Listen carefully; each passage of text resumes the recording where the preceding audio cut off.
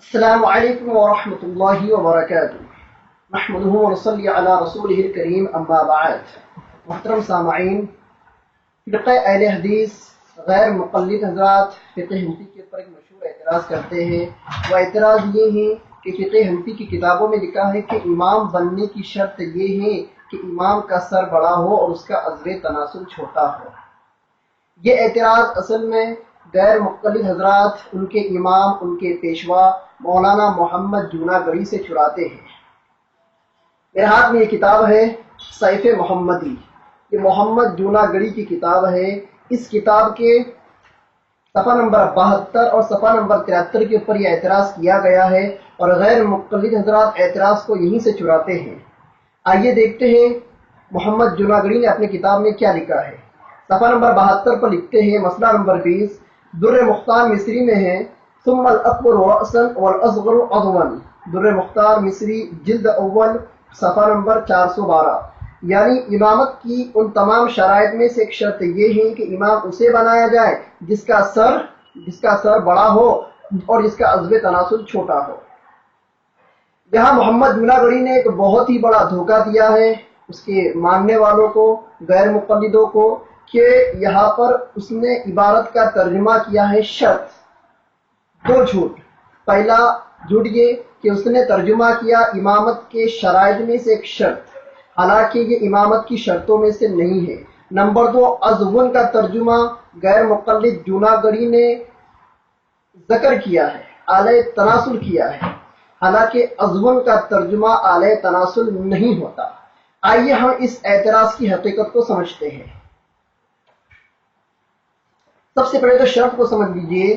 شرط کی تعریف یہ ہے اذا فات الشرط فات المشروط، کہ جب شرط فوت ہو جاتی ہے تو مشروط بھی کیا ہو جاتا ہے؟ فوت ہو جاتا ہے۔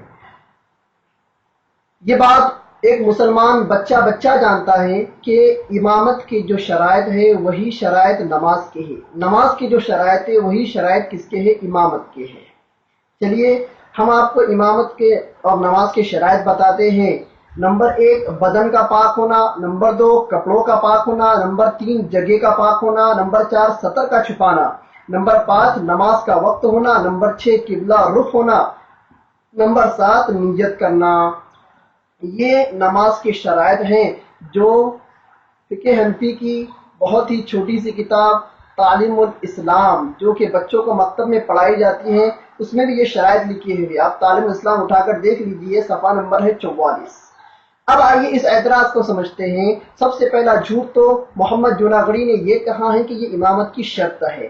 میں 1 لاکھ نہیں 1 کروڑ کا اعلان کرتا ہوں، چیلنج کرتا ہوں، 1000 روپے کے بانڈ پیپر پر، 500 یا 1000 روپے کے بانڈ پیپر پر لکھ کر دیتا ہوں کہ فقہ حنفی کی کسی بھی ایک کتاب کے اندر اس عبارت کے ساتھ، یعنی کہ عضو تناسل کے چھوٹے ہونے کو کتاب کے اندر شرط کے ساتھ مشروط کیا گیا ہے تو غیر مقلد ثابت کر کے بتائے۔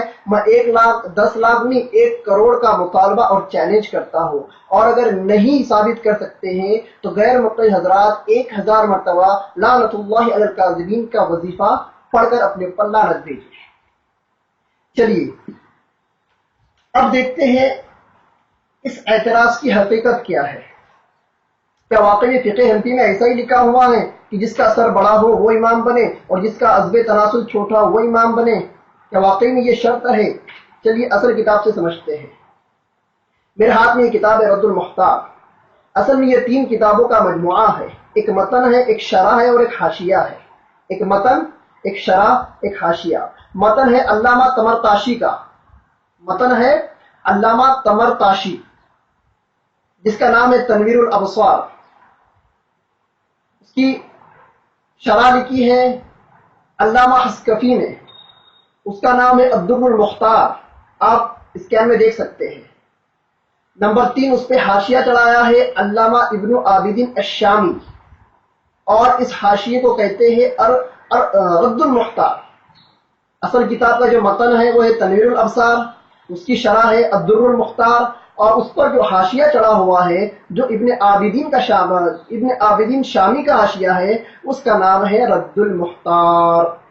اب دیکھتے ہیں کیا اس کتاب میں واقعی میں وہی مسئلہ لکھا ہوا ہے جس کا حوالہ اور جس کی عبارت محمد جوناگڑھی نے اپنی کتاب سیف محمدی کے اندر نقل کی ہے۔